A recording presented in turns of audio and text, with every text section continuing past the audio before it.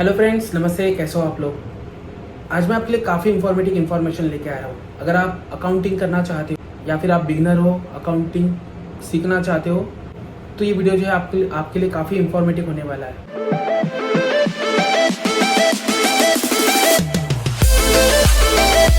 तो अकाउंटिंग का मतलब क्या होता है?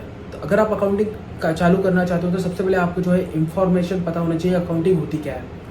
तो अकाउंटिंग का जो मतलब होता है, हम डेली लाइफ में या फिर बिजनेस लाइफ में जितने भी प्रकार के ट्रांजेक्शन्स करते हो, चाहे वो सेल, परचेस हो, पेमेंट हो, रिसिप्ट हो, यानी इस तरह की जो ट्रांजेक्शन्स है, चाहे वो बैंकिंग रिलेटेड हो या फिर कैश रिलेटेड हो, आप ये जितने भी प्रकार के ट्रांजेक्शन्स करोगे, इन सभी ट्रांजेक्शन को रिकॉर्ड करना उसे अकाउंटिंग कहा जाता है। अगर आप कहीं जॉब के लिए जाते हो, इंटरव्यू के लिए, अगर आप एक फ्रेशर हो, तब आपको जो है सबसे पहले यही क्वेश्चन पूछा जाएगा कि अकाउंटिंग होती क्या है। तो आप एक सिंपल से लैंग्वेज में आंसर दे सकते हो कि अकाउंटिंग जो है, यानी हमारे डेली लाइफ में जितने भी प्रकार के ट्रांजेक्शन्स होते हैं उसे रिकॉर्ड करना, उसे जो है अकाउंटिंग कहा जाता है। तो अकाउंटिंग में दो तरीके के ट्रांजेक्शन्स होते हैं, एक है मॉनिटरी ट्रांजेक्शन्स और एक नॉन मॉनिटरी ट्रांजेक्शन्स। तो मॉनिटरी ट्रांजेक्शन्स होता क्या है?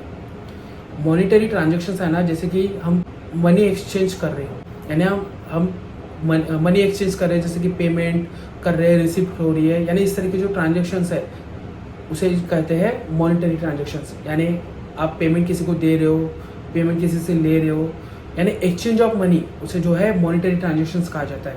और नॉन मॉनिटरी ट्रांजेक्शन्स यानी जैसे कि हम सेल कर रहे हैं, परचेस कर रहे हैं, स्टॉक ट्रांसफ़र कर रहे हैं, यानी सेल कर रहे हैं, परचेस कर रहे हैं और स्टॉक जो है ट्रांसफ़र कर रहे हैं, उसे जो है नॉन मॉनिटरी ट्रांजेक्शन्स कहा जाता है। यानी आप अकाउंटिंग सीख रहे हो तो आपको ये दो तरीके के ट्रांजेक्शन्स अच्छे से याद होनी चाहिए कि मॉनिटरी ट्रांजेक्शन्स यानी एक्सचेंज ऑफ मनी और नॉन मॉनिटरी ट्रांजेक्शन्स यानी एक्सचेंज ऑफ गुड्स, यानी सेल, परचेस या फिर स्टॉक ट्रांसफ़र, इसे जो है नॉन मॉनिटरी बोला जाएगा और एक्सचेंज ऑफ मनी को मॉनिटरी ट्रांजेक्शंस बोला जाएगा। ये वाला क्वेश्चन जो है आपको इंटरव्यू में पूछा जा सकता है कि अकाउंटिंग में किस तरह के ट्रांजेक्शन्स होते हैं। तो आपको आंसर देना है, एक है मॉनिटरी ट्रांजेक्शन्स और दूसरा है नॉन मॉनिटरी ट्रांजेक्शन्स। उसमें आपको बोलना है कि मॉनिटरी यानी एक्सचेंज ऑफ मनी और नॉन मॉनिटरी यानी सेल, परचेस, स्टॉक ट्रांसफर्स, यानी इस तरह की दो ट्रांजेक्शन्स होते हैं। अब तीसरा जो पॉइंट है सबसे इम्पॉर्टेंट है, अगर आपको अकाउंटिंग प्रॉपर तरीके से करना है या फिर बैलेंस शीट बनाना है, बैलेंस शीट को प्रॉपर तरीके से एनालिसिस करना है, तब आपको जो है अकाउंटिंग के गोल्डन रूल्स अच्छे तरीके से आने चाहिए। अकाउंटिंग के गोल्डन रूल्स ही आपको जो है प्रॉपर तरीके से अकाउंटेंट बना सकेंगे। अगर आप टैली ERP नाम यूज़ करो या फिर आप अदर सॉफ्टवेयर यूज़ करते हो, अगर आप SAP वगैरह भी यूज़ करोगे, तब आपको जो है गोल्डन रूल्स ही प्रॉपर तरीके से आना चाहिए, तभी आप जो है काफ़ी अच्छे तरीके से अकाउंटिंग कर पाओगे। अगर आप मैनुअली बुक में अकाउंटिंग करते हो, अगर आपको गोल्डन रूल्स अच्छे से आते हो, तब आप जो है बुक में भी प्रॉपर तरीके से अकाउंटिंग कर सकते हो। तो हमारा जो सबसे पहला गोल्डन रूल्स होता है वो है पर्सनल, सेकंड होता है रियल और थर्ड होता है नॉमिनल। ये 3 गोल्डन रूल्स है, आपको अच्छे तरीके से आना है। और अगर आप ध्यान से सुन रहे होंगे तो प्लीज़ इसे नोट कर लो। अगर आप फ्रेशर होंगे, अकाउंटिंग सीख रहे होंगे, तब आपको जो है ये 3 गोल्डन रूल्स आने चाहिए। सारी अकाउंटिंग जो है इन्हीं 3 गोल्डन रूल्स पे डिपेंड है और इन्हीं 3 गोल्डन रूल्स के हिसाब से बैलेंस शीट भी बनती है। आपका profit and loss account, balance sheet इसी 3 गोल्डन रूल के हिसाब से बनेगा। आपकी जो भी एंट्रीज वगैरह करोगे वो भी इसी एंट्री की, मतलब इसी 3 गोल्डन रूल के हिसाब से आपको एंट्री करना है। आपको ग्रुपिंग भी इसी के हिसाब से देना है, आपको हर एक एंट्री इसी के हिसाब से करना है। तो सबसे पहला जो गोल्डन रूल्स है पर्सनल अकाउंट, इसमें debit the receiver, credit the giver. अगर आप किसी पार्टी को पेमेंट कर रहे हो या फिर आप जिसके थ्रू कर रहे हो, यानी आप जिसको पे कर रहे हो उसको डेबिट करना है एंट्री करते समय, और जिससे थ्रू कर रहे हो उसको क्रेडिट करना है। अगर आपने किसी बैंक से किसी एक्स पार्टी को आपने पेमेंट किया है और वो पार्टी आपकी क्रेडिटर है, आपने उससे परचेस किया हुआ है, तब आप उसे डेबिट करोगे आप एंट्री करते समय, और क्रेडिट करोगे आप जिसके थ्रू दे रहे हो। अगर आप कैश के थ्रू दे रहे हो आपको कैश क्रेडिट करना है, अगर बैंक के थ्रू दे रहे हो आपको बैंक क्रेडिट करना है, अगर आप थर्ड पार्टी के थ्रू दे रहे हो तब आप उस थर्ड पार्टी को क्रेडिट करना है। यानी हमारा जो पर्सनल अकाउंट का जिसमें debit the receiver, credit the giver होता है, उसमें डेबिट यानी जिससे भी आप पे कर रहे हो, और क्रेडिट यानी जिसके थ्रू कर रहे हो। अब यही वाला सेम जो है नेक्स्ट वाली यानी आप जिसको पे करें वो अपने बुक्स में किस प्रकार एंट्री करेगा, वो अपने बुक्स में जो है क्रेडिट करेगा। जैसे हम लोग मैं पे कर रहा हूँ तो मुझे क्रेडिट करेगा, और वो जिसके थ्रू रिसीव्ड हो रहा है, अगर बैंक में रिसीव्ड हो रहा हो उसे, तो वो डेबिट करेगा बैंक को, और कैश को। अगर मैं कैश के थ्रू से पे करता हूँ, कैश के थ्रू वो रिसीव करता है, यानी उसकी अपोजिट एंट्री करेगा। और हम लोग करेंगे, हम पे कर रहे हैं तो पर्सनल इसमें डेबिट यानी जिसे हम पे कर रहे हैं, क्रेडिट यानी जिसके थ्रू कर रहे हैं, यानी पर्सनल इसमें debit the receiver, credit the giver. अब नेक्स्ट जो है वो रियल अकाउंट। अब रियल अकाउंट में डेबिट व्हाट्स कम इन, क्रेडिट व्हाट्स गोज आउट। ये वाला जो रूल है, यानी ये जो गोल्डन रूल है, ये सीधा सीधा बैलेंस शीट को ट्रीट करता है। अब बैलेंस शीट में दो साइड होती है, एक लायबिलिटी साइड होती है और एक एसेट साइड होता है। अब लायबिलिटी साइड में हमें जिसे पे करना है, यानी जो हमारे से गोज जाने वाला है, जैसे debit what's coming, credit what's goes out, यानी एंट्री जब आप करोगे, अगर आपको कुछ देना है, हमेशा उस एंट्री को क्रेडिट करना पड़ेगा लायबिलिटी साइड में, क्योंकि लायबिलिटी साइड का जो मतलब होगा वो क्रेडिट साइड होगा, क्योंकि हमें पे करना है। क्रेडिट द गिवर यानी हमें देना है। अगर हमारे पास में कुछ किसी से रिसीवेबल है हमें, तब हमें जो उसे डेबिट करना है एंट्री करते समय। अब जैसे कि हमें कुछ अमाउंट रिसीव हुआ, हमने सेल कर दिया, प्रॉपर तरीके से एक सेल एंट्री है। सेल एंट्री क्या होगी, क्रेडिट होगा सेल, और डेबिट क्या होगा, पार्टी अकाउंट। अब वो डेबिट है, वो प्रेजेंट कर रहा है कि हमें उससे पैसा लेना है। जैसे कि हमारा जो रियल अकाउंट है, डेबिट द रिसीवर, यानी सीधा सीधा हमें जो उसमें डेबिट करना है, हमें रिसीव करना है किसी अमाउंट से, यानी आपको समझना पड़ेगा कि हमें रिसीव करना है, तब उस पार्टी, जिस भी पार्टी से हमें रिसीव करना है उसे डेबिट करना है, और जिस भी पार्टी को हमें देना है उसे क्रेडिट करना है। ये हमेशा एक जो ये वाला जो एग्जाम्पल है, हमेशा याद रखना, हमें जिसे देना है उसे क्रेडिट करना है एंट्री करते समय, और जिससे लेना है उसे डेबिट करना है। यानी आप जो जिससे लेना है उसे एसेट साइड में ट्रीट करोगे, और जिसको देना है उसे लायबिलिटी साइड में ट्रीट करोगे। यानी सिंपल सा फंडा है रियल अकाउंट का कि एसेट साइड यानी हमें लेना है, हमारे पास में अवेलेबल है। लायबिलिटी साइड यानी हमें देना है, यानी हमें देना ही है। लायबिलिटी साइड यानी हमें देना है। अगर आप किसी से परचेस करते हो तब आपको उसे देना पड़ेगा, अमाउंट पे करना पड़ेगा, क्योंकि वो सिंडिकेटस रहेगा, उसे पे करना पड़ेगा। अगर आप किसी को सेल करते हो उससे अमाउंट लेना है, यानी हमें एसेट साइड में प्रेजेंट करना है। यानी रियल अकाउंट का मतलब ये होता है कि जिससे भी हमें पैसा आ रहा है या आने वाला है उसे हमें डेबिट करना है, और जिससे हमें देना है उसे क्रेडिट करना है। यानी रियल अकाउंट में डेबिट व्हाट्स कम इन, क्रेडिट व्हाट्स गोज आउट। ये सीधा सीधा जो है बैलेंस शीट को ट्रीट करेगा, ये वाला रूल। यानी आपको ये अच्छे तरह से आना चाहिए। और जो हमारा नेक्स्ट रूल है नॉमिनल अकाउंट। अब नॉमिनल अकाउंट में जो है क्रेडिट साइड यानी credit all income, debit all expenses. यानी आप जब प्रॉफिट एंड लॉस अकाउंट देखोगे कि क्रेडिट साइड में जो रहता है वो हमेशा इनकम रहती है हमारी, और जो डेबिट साइड में रहता है वो रहता है हमारा एक्सपेंसेस। यानी आप जब एंट्री करोगे तब आपको आइडेंटिफाई करना ये हमारी इनकम है। अगर आपकी इनकम है तब आपको जो है इनकम हमेशा क्रेडिट करना है। अगर आपका एक्सपेंस है तब आपको एक्सपेंस हमेशा डेबिट करना है। All expenses are debited, all income are credited. यानी आप प्रॉफिट एंड लॉस अकाउंट में सेल अकाउंट की एंट्री करते हो तब मैंने जैसे आपको बताया था एक एग्जांपल में कि क्रेडिट हमेशा सेल होगा, और अगर आपकी अदर इनकम भी होगी तो वो भी क्रेडिट होगा। यानी इनकम हमेशा क्रेडिट होगी और डेबिट जो है पार्टी होगी अगर आप सेल बुक कर रहे हो तो। और जब आप एक्सपेंस बुक करोगे तब आपको जो है डेबिट करना है एक्सपेंस को, चाहे वो डायरेक्ट एक्सपेंस हो, इनडायरेक्ट एक्सपेंस हो या फिर परचेस हो, आपको हमेशा जो है उसे डेबिट करना है एंट्री करते समय। और क्रेडिट क्या होगा, सिंडिकेटर्स यानी पार्टी, क्रेडिट साइड। यानी आपको नॉमिनल अकाउंट में क्रेडिट यानी इनकम और जो एक्सपेंस है वो डेबिट, ये 3 गोल्डन रूल्स आपको आना चाहिए। नॉमिनल अकाउंट जो है प्रॉफिट एंड लॉस अकाउंट को ट्रीट करेगा और रियल अकाउंट को भी प्रेजेंट करेगा, क्योंकि वो बैलेंस शीट में जाता ही है। और रियल अकाउंट जो है बैलेंस शीट से रिलेटेड है, और आपकी जो पर्सनल अकाउंट है वो में आपको जो है पर्सनल, यानी इस तरह से जो है आपके 3 गोल्डन रूल्स काफ़ी इंपॉर्टेंट है। अगर आप अकाउंटिंग सीख रहे हो या फिर आप अकाउंटेंट हो तब आपको ये 3 गोल्डन रूल्स प्रॉपर तरीके से आना चाहिए। पर्सनल इसमें debit the giver, credit the receiver. Real इसमें debit what's coming, credit what's goes out. और नॉमिनल इसमें all income are credited, all expenses are debited. ये 3 गोल्डन रूल्स आपको प्रॉपर तरीके से आना चाहिए। अगर आप कहीं इंटरव्यू देने के लिए जाते हो तो ये वाला क्वेश्चन, अगर आप फ्रेशर हो या फिर आप एक्सपीरियंस वाले हो, अगर आप अकाउंटिंग के लिए जॉब के लिए जाते हो, अगर आपका कोई सीए वगैरह जो है या सीनियर अकाउंटेंट इंटरव्यू लेगा तब आपको ये क्वेश्चन हमेशा पूछेगा, क्योंकि उनको पता है कि ये वाला क्वेश्चन अगर जिसको आ गया वो प्रॉपर तरीके से अकाउंटिंग कर सकता है, प्रॉपर तरीके से बैलेंस शीट बना सकता है। इसीलिए ये वाला क्वेश्चन आपको हमेशा पूछा जाएगा कि what is the golden rules of accounting. आपको यही बताना है, पर्सनल, रियल, नॉमिनल। तो अकाउंटिंग में सबसे इंपॉर्टेंट होता है लेजर क्रिएट करना और उसे ग्रुपिंग प्रॉपर तरीके से करना। अगर आप प्रॉपर तरीके से लेजर बनाते हो, ग्रुपिंग करते हो, तब आपके जो टैली में या फिर कोई भी एक सॉफ्टवेयर होगा जिसमें बैलेंस शीट क्रिएट होती है ऑटोमेटिकली, वो प्रॉपर तरीके से बैलेंस शीट क्रिएट हो जाएगी।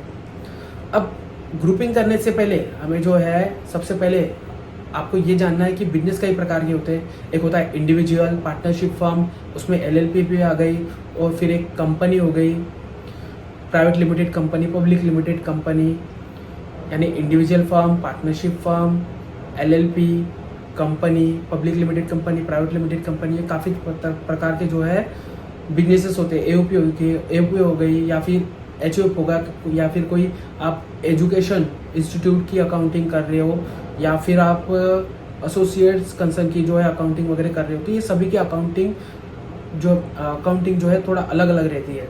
जैसे कि सबसे पहले जो है इंडिविजुअल। अब इंडिविजुअल में सबसे इम्पॉर्टेंट रहेगा कैपिटल अकाउंट, यानी जो भी कैपिटल इंट्रोड्यूस रहेगा, जो भी ऑनर रहेगा वो कैपिटल इंट्रोड्यूस करेगा बिजनेस में। यानी आप उसका जब लेजर बनाओगे तब आपको जो है उसे कैपिटल ग्रुप देना है।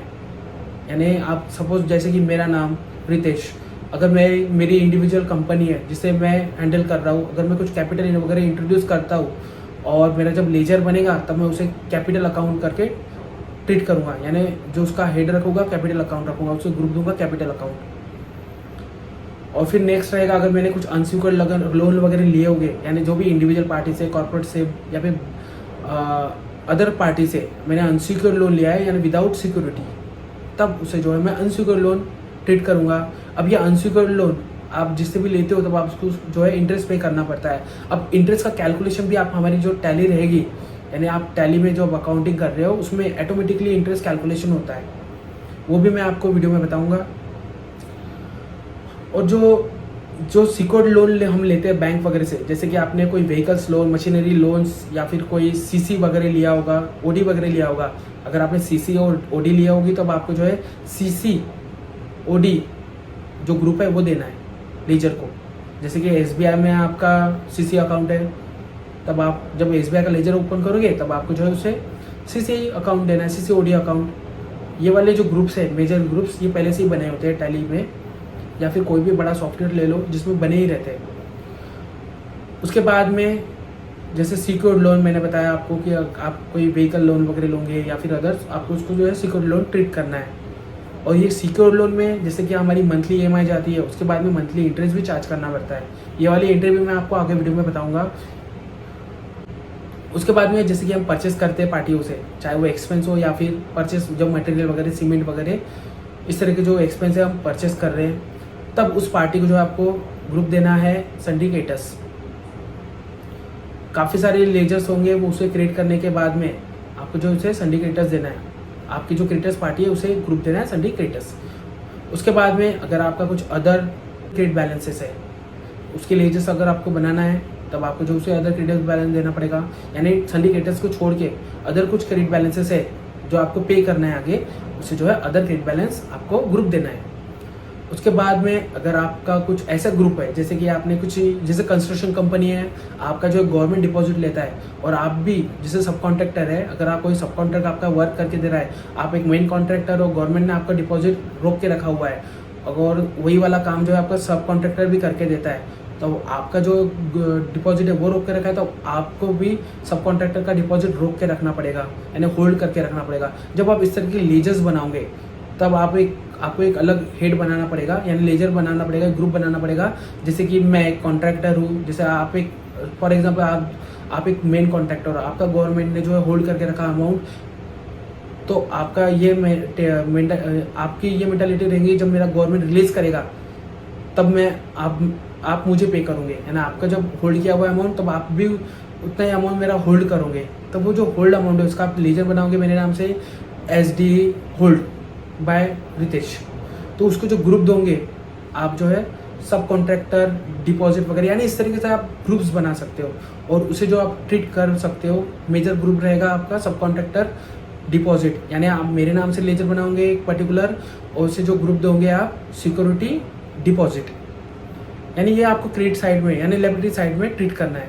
यानी इस प्रकार से आप लेजर्स भी बना सकते हो आपके हिसाब से, ताकि आपको जो है आपको मतलब अच्छे तरीके से आइडेंटिफाई हो जाए कि ये वाला जो ग्रुप है मेरा ये इस तरह का कंसर्न का है, यानी इस तरह के ट्रांजेक्शन्स का है, जैसे कि डिपॉजिट्स वगैरह हो गया। यानी आप अलग अलग लेजर्स भी बना सकते हो अकाउंटिंग में, टैली वीआरपी में, या फिर अदर सॉफ्टवेयर भी होगा आप यूज़ कर रहे हो। अगर आप चाहते हो आपकी रिपोर्टिंग प्रॉपर तरीके से हो, आपको आइडेंटिफाई हो कि ये किस तरह का ट्रांजेक्शन है, तब आप अलग से ग्रुपिंग भी कर सकते हो, उसके अंडर में आप लेजर्स भी बना सकते हो। यानी जैसे कि कैपिटल अकाउंट एक मेजर ग्रुप हो गया, और secured loan, unsecured loan, syndicators और अदर गेट बैलेंस, इसके अतिरिक्त भी आप कुछ अदर लायबिलिटी वाला ग्रुप बनाना चाहते हो तो आप बना सकते हो। जैसे हमारी जीएसटी पेबल हो गया, टीडीएस पेबल, आरसीएम पेबल्स और पीएफ पेबल्स वगैरह, आप जब लेजर्स बनाओगे उससे जो ग्रुप है आप ड्यूटीज एंड टैक्सेस में दे सकते हो। जैसे हमारा कुछ आप प्रोविजंस करना चाहते हो, इनकम प्रोविजन करना चाहते हो, तब आप जब लेजर बनाओगे उसका आप ग्रुप दोगे प्रोविजंस। आप अगर मार्च में कुछ प्रोविजंस वगैरह करना चाहते हो तब आप जो भी लेजर बनाओगे उसको जो है प्रोविजन करके आपको ट्रीट करना पड़ेगा।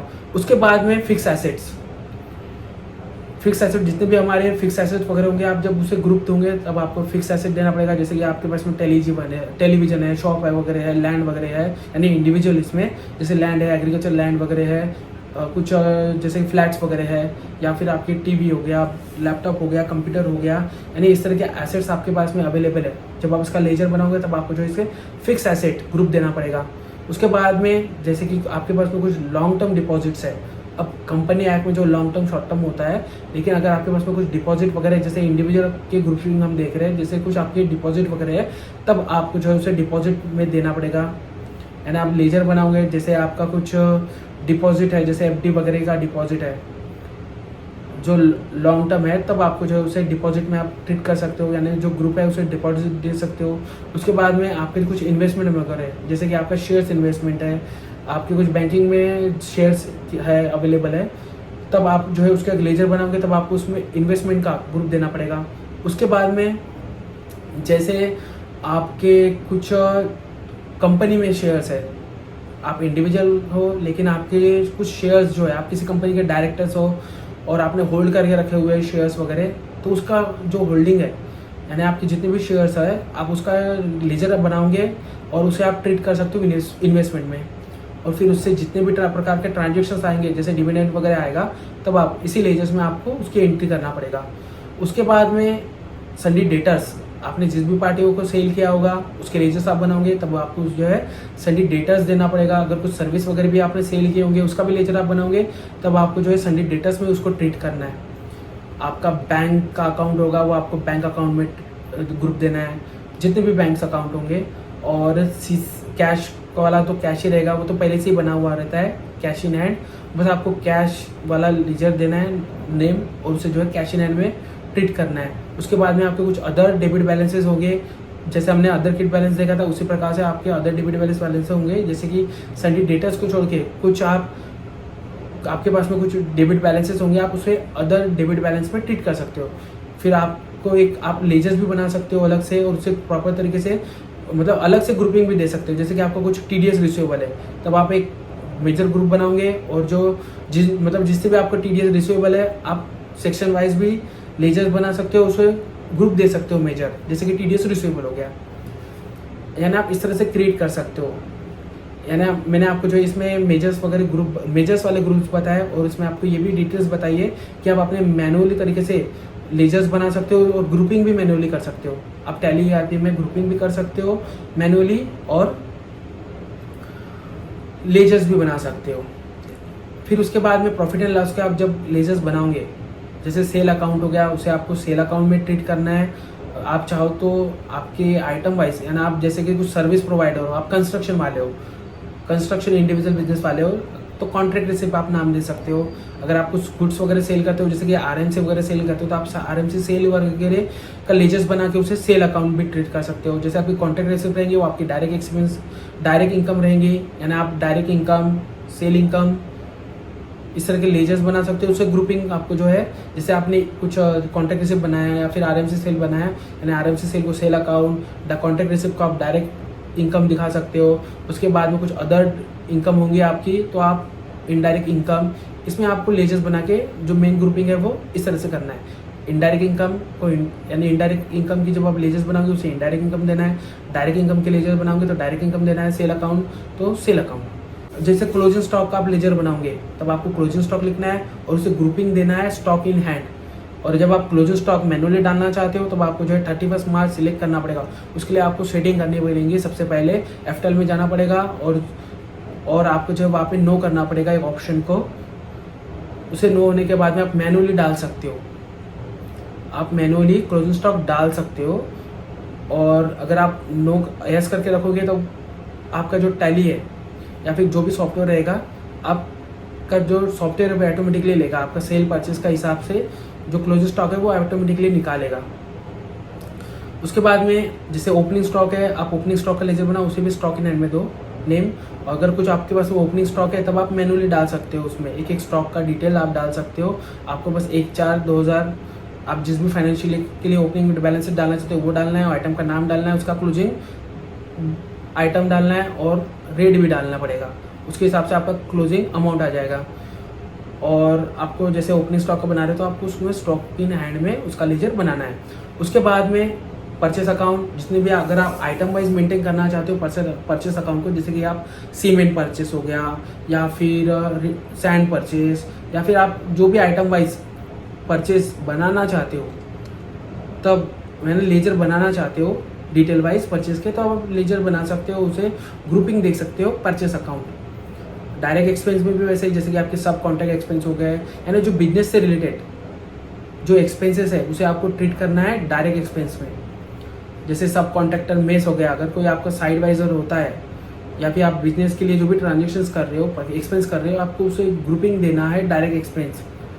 और आपका अगर कुछ एडमिनिस्ट्रेटिव खर्चा हो गया, जैसे कि आपका ऑफिस एक्सपेंस हो गया या फिर इलेक्ट्रिसिटी एक्सपेंस, कॉर्पोरेट एक्सपेंस और सैलरी वगैरह जो आपके हेड ऑफिस में जाती है वगैरह, तब आपको जो उसे इनडायरेक्ट एक्सपेंस में ट्रीट करना है। अगर आपके बिजनेस से रिलेटेड ट्रांजेक्शन आपको जो है उसे डायरेक्ट एक्सपेंस में देना है। आपका लेजर बनाओगे, जो भी लेजर बनाओगे, फॉर एग्जांपल जैसे सब कॉन्ट्रैक्टर्स का लेजर बनाओगे, आपको उसकी ग्रुपिंग करना है डायरेक्ट एक्सपेंस और इनडायरेक्ट एक्सपेंस जो आपके एडमिनिस्ट्रेटिव एक्सपेंस है, यानी इस प्रकार से आपको ग्रुपिंग करना है। अकाउंटिंग में आपको ये ग्रुपिंग लेजर्स बनाना, ग्रुपिंग काफ़ी प्रॉपर तरीके से आना चाहिए, उसके बाद ही आप प्रॉपर तरीके से अकाउंटिंग कर सकोगे। तो नेक्स्ट वीडियो में हम देखेंगे कि किस प्रकार से हम टैली ईआरपी में मैनुअली लेजर्स बनाएंगे, किस प्रकार से ओपनिंग चढ़ाएंगे और किस प्रकार से हम एंट्रीज वगैरह करेंगे।